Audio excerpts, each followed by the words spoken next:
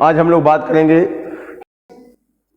Animal के body के अंदर जो न्यूट्रिएंट्स हैं, ऑक्सीजन है, वो कैसे सप्लाई होता है और वहाँ से मेटाबॉलिक वेस्ट कैसे सही से बाहर निकाला जाता है। प्रत्येक लिविंग ऑर्गेनिज्म को जीवित रहने के लिए शरीर के अंदर कुछ जैविक प्रक्रियाएं होती हैं, मेटाबॉलिज्म होता है। जैसे ऑक्सीडेशन हुआ, ग्लूकोज का एनर्जी निकली, कार्बन डाइऑक्साइड निकला, फिर वैसे ही प्रोटीन है उसका डीएमिनेशन हुआ, उसके एमिनो ग्रुप से फिर अमोनिया, फिर यूरिया बनी, उसको भी बाहर निकालना ज़रूरी है। इस तरह से और शरीर के अंदर ग्रोथ, वृद्धि, विकास के लिए न्यूट्रिएंट्स का होना ज़रूरी है। तो जो कुछ हम भोजन खाते हैं वो हमारी एलिमेंट्री कैनाल में, डाइजेस्टिव सिस्टम में पहुंचता है, लेकिन वहाँ से एब्जॉर्ब होके फिर ब्लड में आएगा, फिर ब्लड से हार्ट में आएगा, हार्ट से पंप होके पूरे बॉडी में जाएगा। और यहाँ पर अलग अलग ग्रुप ऑफ एनिमल हैं, उनमें अलग अलग किस तरह से ये होता है। तो ट्रांसपोर्टेशन इन एनिमल दो तरह का होता है, एक तो ब्लड सर्कुलेटरी सिस्टम है और दूसरा लिम्फेटिक सिस्टम है। ब्लड सर्कुलेटरी सिस्टम और लिम्फेटिक सिस्टम दो तरह के सिस्टम हमारे बॉडी में हैं।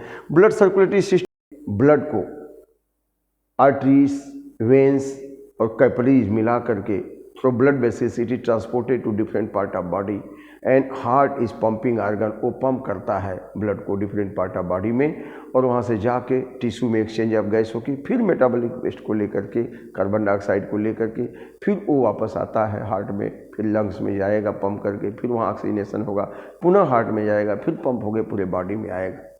तो यहाँ पर बच्चों जो ब्लड सर्कुलेटरी सिस्टम है, यह जो है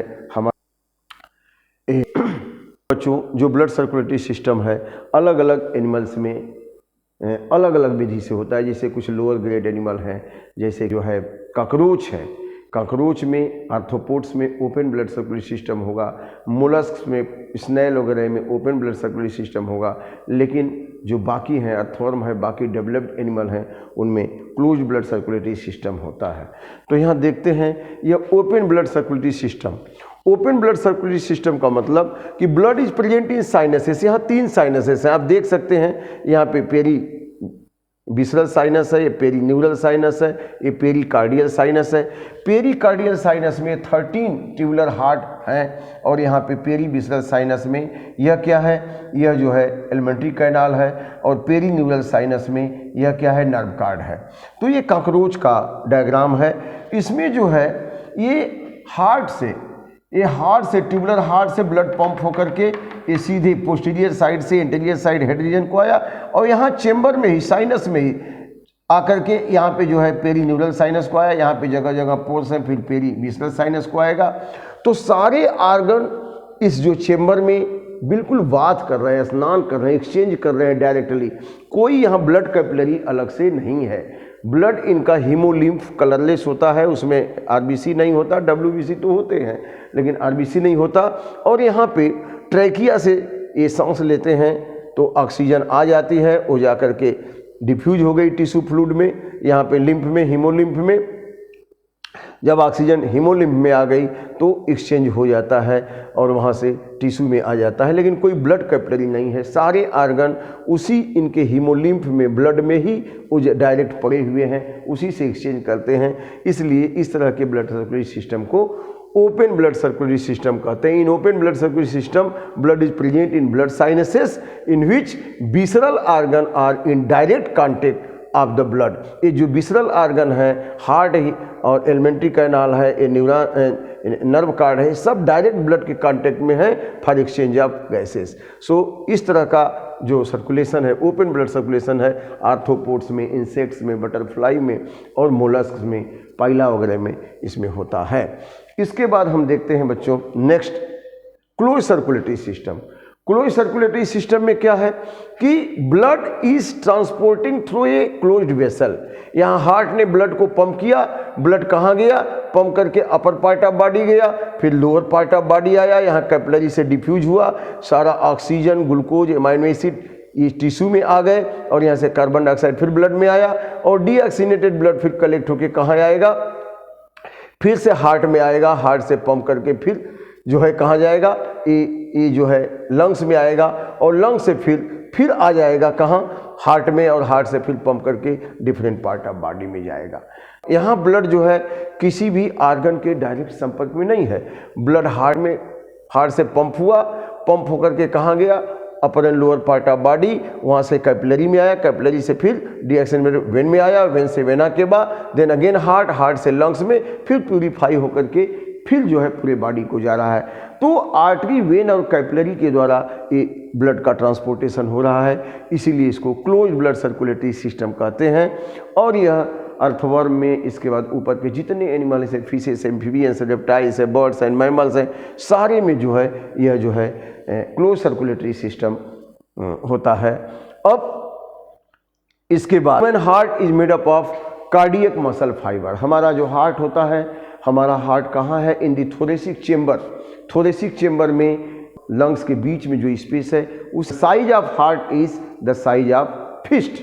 हमारी जो मुट्ठी है, फिस्ट के बराबर साइज का हार्ट होता है। हमारे बॉडी में ब्राउन कलर का हार्ट है, थोड़ा सा टिल्टेड होता है लेफ्ट साइड में, और पूरे हार्ट के ऊपर डबल लेयर ऑफ मेम्ब्रेन होगा, उसको पेरिकार्डियम कहेंगे। पेरिकार्डियल मेम्ब्रेन के बीच में फ्लूइड होता है, उसको पेरिकार्डियल फ्लूइड कहते हैं। And it protect the heart from mechanical injury. जैसे हार्ट पंप कर रहा है, कॉन्ट्रैक्ट रिलैक्स कर रहा है, तो कहीं अलग किसी आर्गन से टकराए तो उसको कोई चोट न लगे, उसको कोई इंजुरी न हो, इसलिए पेरिकार्डियल फ्लूइड उसको जो है मैकेनिकल इंजुरी से बचाता है। और बच्चों ये हार्ट आप देख सकते हैं, हार्ट में 4 चेम्बर है। यहाँ राइट एट्रियम में है, और यहाँ लेफ्ट एट्रियम है, और इसके बाद ये राइट वेंट्रिकल है और लेफ्ट वेंट्रिकल। इसको ऐसे करें जैसे हमारा लेफ्ट इस साइड में, हमारा राइट इस साइड में है, तो यहाँ पे लेफ्ट एट्रियम, ये राइट एट्रियम, ये लेफ्ट वेंट्रिकल, ये राइट वेंट्रिकल। आप देख सकते हैं कि जो एट्रियम का वॉल है बिल्कुल थिन है, एट्रियम का वॉल बिल्कुल थिन है, लेकिन वेंट्रिकल का वॉल क्या है, एकदम थिक है। उसमें भी लेफ्ट वेंट्रिकल का वॉल जो है बिल्कुल थिक है, और राइट वेंट्रिकल का वॉल इसकी अपेक्षा कम थिक है। और यहाँ पर जो एट्रियम है वेंट्रिकल से इंटरवेंट्रिकुलर सेप्टा से सेपरेटेड होता है। अगर इसको हम देखें यहाँ पर स्ट्रक्चर के द्वारा, तो सपोज कर लीजिए यहाँ पर यह, अगर हम हार्ट को बनाएं इस तरह से, तो यहाँ पर यह आप देख सकते हैं कि यहाँ यह जो है हमारा हार्ट, ये एट्रियम, ये ventricle, but atrium is separated by interatrial septum into right and left atrium. अब ये क्या हो गया, ये राइट एट्रियम हो गया, ये राइट एट्रियम हो गया, और ये क्या हो गया, ये लेफ्ट एट्रियम हो गया, लेफ्ट एट्रियम हो गया।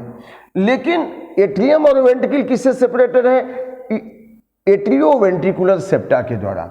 और यहाँ पे वेंट्रिकल भी इस सेप्टम के द्वारा सेपरेटेड है, जिसको कहते हैं इंटरवेंट्रिकुलर सेप्टम। अब इस सेप्टम की वजह से अब वेंट्रिकल भी 2 भाग में बट गया, इसको कहेंगे राइट वेंट्रिकल, और इसको क्या कहेंगे बच्चों, लेफ्ट वेंट्रिकल। अब इस तरह से ये राइट वेंट्रिकल हो गया, लेफ्ट वेंट्रिकल हो गया। अब इसकी वाल थोड़ी थिक होती है, किसकी वाल, जो लेफ्ट वेंट्रिकल है इसकी वाल थोड़ी थिक होगी, ये बिल्कुल थिक वाल होता है, क्योंकि इसको कॉन्ट्रैक्ट करके ब्लड को पूरे बॉडी में भेजना है, दैट्स वाई।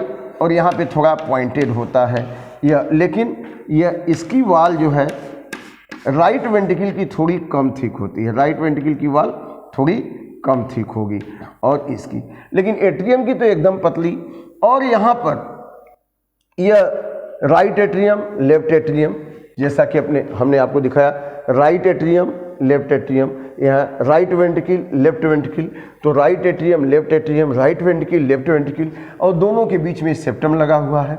अब इसमें कैसे ओपन होगा, यहाँ पे देख सकते हैं एक ओपनिंग है, दैट ओपनिंग इज, यहाँ पे एक ओपनिंग है, that opening is guarded by tricuspid valve. यहाँ पे देखिए ट्राइकस्पिड वाल्व लिखा हुआ है। The right atrium open into right ventricle, right atrium open into right ventricle, that is guarded by tricuspid valve. यहाँ पे ट्राइकस्पिड वाल्व है, इससे गार्डेड क्यों है, ताकि उल्टा ब्लड न बहे।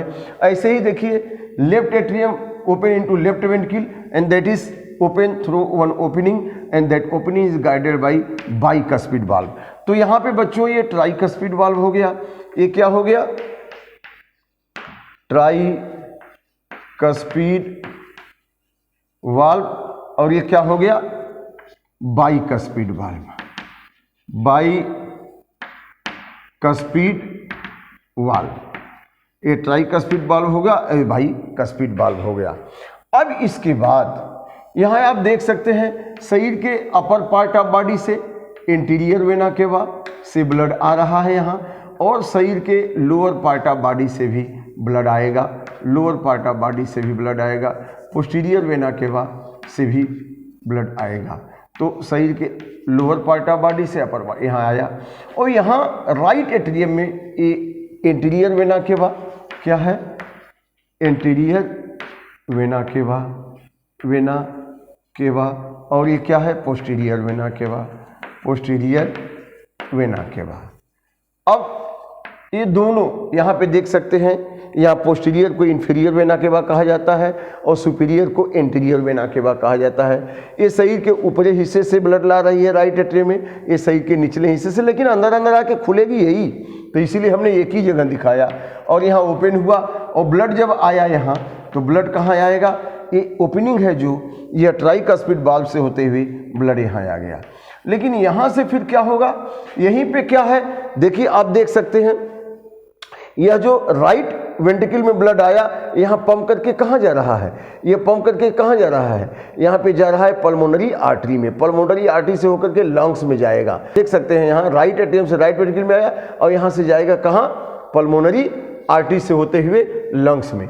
तो यहाँ पर भी ये पल्मोनरी आर्टरी आप समझ सकते हैं, यहाँ क्लियर बताने के लिए आपको बताया है, उसमें आपको अगर समझ में आएगा तो ठीक है। यहाँ पे हमने क्लियर और करने के लिए, ये ब्लड आ गया बच्चों, यहाँ से पंप होके ये सेमील्यूनार वाल्व, अब यहाँ से होकर के कहाँ जाएगा, ये चला जाएगा कहाँ, पल्मोनरी आर्टरी से होते हुए लंग्स को, कहाँ जाएगा, पल्मोनरी आर्टरी से होते हुए लंग्स को जाएगा, पल्मोनरी आर्टरी से लंग्स को जाएगा। अब यहाँ पर आप देखिए जो लेफ्ट वेंट्रिकल वो पंप करेगा तो किस में जाएगा, यहाँ से जाएगा सिस्टमिक एआर्टरा में। तो यहाँ हम दिखा देते हैं, आपको क्लियर हो जाएगा। ये सिस्टमिक एआर्टरा यहाँ है, ये क्या है, सिस्टमिक एआर्टरा। इसमें भी सेमील्यूनार वाल्व होता है, क्या होता है, सेमील्यूनार वाल्व होता है। अब ये सेमील्यूनार वाल्व से ये सिस्टमिक एआर्टरा यहाँ लेके आया ब्लड, और शरीर के ऊपरी हिस्से में और शरीर के निचले हिस्से को ये पंप कर देगा ब्लड को। तो ये हो गया सिस्टमिक, ये हो गया सिस्टमिक एआर्टरा, एआर्टरा, सिस्टमिक एआर्टरा हो गया, सिस्टमिक SYSTMIC, सिस्टमिक एआर्टरा। और यह सेमील्यूनार वाल्व है। ये दोनों वाल्व क्या कहे जाएंगे, ये दोनों वाल्व सेमील्यूनार वाल्व कहे जाएंगे इनको। तो इसको आप जो है क्या कर सकते हैं, इसको पल्मोनरी वाल्व, क्योंकि यह पल्मोनरी आर्टरी में ब्लड जा रहा है यहाँ, तो पल्मोनरी आर्टरी के बैक फ्लो को रोकने के लिए इसको पल्मोनरी वाल्व भी कहेंगे, या फिर इसको सेमील्यूनार वाल्व तो कहेंगे, और इसको सिस्टमिक वाल्व कहेंगे। यह सिस्टमिक एआर्टरा के बैक फ्लो को रोकता है। और यहाँ से प्यूरिफिकेशन के बाद जो पल्मोनरी वेन है, पल्मोनरी वेन है, ये ब्लड को, ऑक्सीजनेटेड ब्लड को कहाँ से लाएगी, लंग से। ये पल्मोनरी वेन कहाँ से लाएगी बच्चों, लंग से। पल्मोनरी वेन कैसा ब्लड लाती है, प्योर ब्लड लाती है। लेफ्ट एट्रियम में, लेफ्ट एट्रियम से लेफ्ट वेंट्रिकल में आया यह ब्लड, लेफ्ट वेंट्रिकल में आया, और लेफ्ट वेंट्रिकल से फिर ये ब्लड पंप करके कहाँ जाएगा, सिस्टमिक एआर्टरा, और सिस्टमिक एआर्टरा से पूरे बॉडी को चला जाएगा। तो मैं ये कहना चाहता था कि हमारा जो हार्ट है वो हमारे थोरेसिक चेम्बर में, हमारे दोनों लंग्स के बीच में जो स्पेस है वहाँ सिचुएटेड है। इसका साइज फिस्ट के आकार का है और मुट्ठी के आकार का। और यह हार्ट जो है 2 लेयर पेरिकार्डियम से घिरा होता है। पेरिकार्डियम के दोनों लेयर के बीच में फ्लूइड होगा, पेरिकार्डियल फ्लूइड। और यह हार्ट का वाल जो है कार्डियक मसल का बना होता है। Cardiac muscle contracts rhythmically, regularly, without getting rest, बिना आराम की वो हमेशा कॉन्ट्रैक्ट रिलैक्स करते रहता है, तभी ब्लड पंप होता है। अब हार्ट में कितने चेम्बर बताए, राइट एट्रियम, लेफ्ट एट्रियम, यहाँ भी देखिए राइट एट्रियम और यहाँ पे लेफ्ट एट्रियम, और फिर यहाँ राइट वेंट्रिकल, लेफ्ट वेंट्रिकल, ये भी राइट वेंट्रिकल, लेफ्ट वेंट्रिकल। हमने ये बना दिया कि आपको क्लियर हो जाए, वहाँ पे थोड़ा ये है। तो ये जो है अभी opening, right atrium opening to right ventricle through an opening that is guarded by tricuspid valve, and left atrium opening to left ventricle guarded by the bicuspid valve. और यहाँ पे सेप्टम लगे हुए हैं। और मैंने एक बात और करी तो atrial wall is thin then the ventricle wall. Atrium का वाल देखिए एकदम थिन है वेंट्रिकल के वाल से, लेकिन वेंट्रिकल में द लेफ्ट वेंट्रिकल का wall is more thicker than the right ventricle. ये कई बार एग्जाम में पूछा गया है, why the wall of the left ventricle is more thicker than the right ventricle, क्योंकि the left ventricle pumps blood into systemic aorta to move throughout the body. उस पूरे बॉडी में भेजना है, हेड के यहाँ, हार्ट यहाँ है, बॉडी के हेड रीजन और लेग, तो यहाँ प्रेशर ज़्यादा चाहिए, प्रेशर ज़्यादा चाहिए, फोर्सफुली पंप करना है तो ये वाल थिक हो गया। और यहाँ पे ये पंप करके केवल कहाँ भेजेगा, केवल लंग्स को, तो लंग्स को इसके नियर बाई ही लंग्स है तो ज़्यादा प्रेशर नहीं चाहिए, इसलिए लेफ्ट वेंट्रिकल की अपेक्षा राइट वेंट्रिकल का वाल थिनर होता है, लेकिन लेफ्ट वेंट्रिकल का वाल थिकल होता है वाल। तो एट्रियम का वाल क्यों थिन होता है, क्योंकि ये तो कॉन्ट्रैक्ट करेगा तो पंप करेगा नीचे साइड में, राइट एट्रियम पंप करेगा राइट वेंट्रिकल में, लेफ्ट एट्रियम पंप करेगा लेफ्ट वेंट्रिकल में, तो यहाँ बहुत ज़्यादा प्रेशर की जरूरत नहीं है, बट लेफ्ट वेंट्रिकल में सबसे ज़्यादा प्रेशर की जरूरत है, इसलिए इसकी वाल सबसे थिक होती है। राइट एट्रियम राइट वेंट्रिकल में ओपन कर रहा है तो यहाँ पे ये ट्राइकस्पिड वाल्व है, ताकि ब्लड आए लेकिन जब वेंट्रिकल कॉन्ट्रैक्ट है तो उल्टा न जाए, इसके लिए चेक करने के लिए यहाँ पे ट्राइकस्पिड वाल्व है। अब लेफ्ट एट्रियम जब कॉन्ट्रैक्ट करेगा तो ब्लड कहाँ जाएगा, लेफ्ट वेंट्रिकल में, लेकिन उल्टा न जाए, वापस न जाए, इसलिए इसमें जब ये कॉन्ट्रैक्ट करेगा तो अपोजिट फ्लो ना हो, इसके लिए बाइकस्पिड वाल्व है। अब semilunar valve, suppose right ventricle pumps blood then comes into pulmonary artery, तो ये ऊंचाई पे जा रहा है तो फिर नीचे न आए, इसके लिए सेमिलिनर वाल्व है। वैसे ही left ventricle pumps blood into systemic aorta, तो ब्लड ऊपर जाना है, अगर मान लीजिए जिसे कॉन्ट्रैक्ट करके फिर रिलैक्स हुआ तो ब्लड नीचे न आ जाए, इसके लिए सेमिलिनर वाल्व है। तो यही डायग्राम आप देख सकते हैं, यहाँ भी है इंटीरियर, यहाँ पे क्या है, सुपीरियर वेना के बाद शरीर के हेड रीजन से ब्लड को राइट एट्रियम में लाया, वैसे इंफीरियर वेना के बाद, या इसको कह सकते हैं कि पोस्ट वेना के बाद, है ना, ये लाया निचले हिस्से से ब्लड को और लाके एट्रियम में, राइट एट्रियम में देगा, और राइट एट्रियम, ये एट्रियम कॉन्ट्रैक्ट करेगा तो ट्राइकस्पिड वाल्व, ये ब्लड आ गया कहाँ, राइट वेंट्रिकल में, और जब ये कॉन्ट्रैक्ट करेंगे तो कहाँ चला गया, पल्मोनरी आर्टरी में, वहां से लंग्स में प्यूरिफाई हुआ, फिर पल्मोनरी वेन के द्वारा ऑक्सीजनेटेड ब्लड गया लेफ्ट एट्रियम में, लेफ्ट एट्रियम से फिर बाइकस्पिड वाल्व के द्वारा लेफ्ट वेंट्रिकल में, और वेंट्रिकल का मसल देखिए कितना स्ट्रांग है, ये कॉन्ट्रैक्ट करेगा तो कहाँ जाएगा, सिस्टमिक आर्टरा में, सिस्टमिक आर्टरा से होके सही के निचले हिस्से में, सही के ऊपरी हिस्से में। तो यहाँ हमने आपको कोशिश करी बताने की कि किस तरह से ये हमारा हार्ट डिजाइन है और किस तरह से ये काम करता है। ये इंटरवेंट्रिकल बताया था हमने ना कि वेंट्रिकल के बीच में, राइट और लेफ्ट वेंट्रिकल में इंटरवेंट्रिकुलर सेप्टम, ये इंटरवेंट्रिकुलर सेप्टम है, इसलिए राइट और लेफ्ट एट्रियम के बीच में भी इंटरएरिकुलर सेप्टम है। तो इस तरह से, और एट्रियम और वेंट्रिकल के बीच में ये सेप्टम है, इसको जो एट्रियोवेंट्रिकुलर सेप्टम कहते हैं। तीस तरह से 4 चेम्बर हार्ट में होते हैं, और यह हार्ट बिना रुके बिना थके हमेशा हमारी बॉडी में ब्लड को पंप करते रहता है रेगुलरली, 72 टाइम्स ए मिनट यह बीट करता है नॉर्मल पर्सन में। तो यह रहा स्ट्रक्चर ऑफ हार्ट के बारे में। आगे हम लोग बात करेंगे मैकेनिज्म ऑफ हार्ट एक्शन, कैसे हार्ट काम करता है, कैसे पंप करता है ब्लड को।